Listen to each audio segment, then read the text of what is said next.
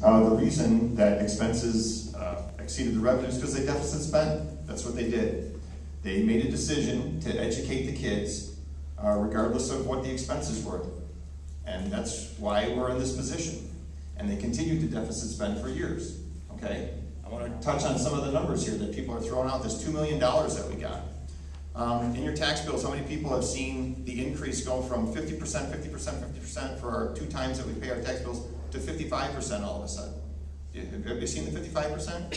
What they're not telling you is that 55% was mid-year shift. So we got 50% of our revenue in the first half of the year and 55% in the second half of the year. So the revenues went up by 5% that year. Well, next year it'll be 45, 55. So we'll be back down to the 100% again, like we're supposed to be. So the revenue shift, half of it is on that alone.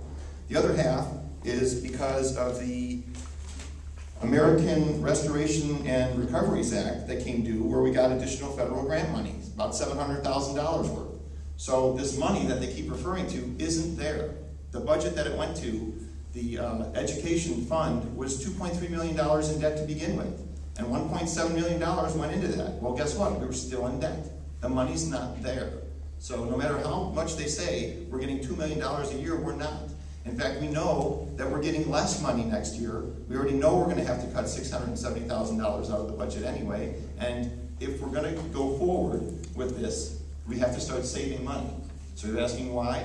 The $8 million gets set aside because when the state is late on its payments and it doesn't pay, we're paying out $2 million a month.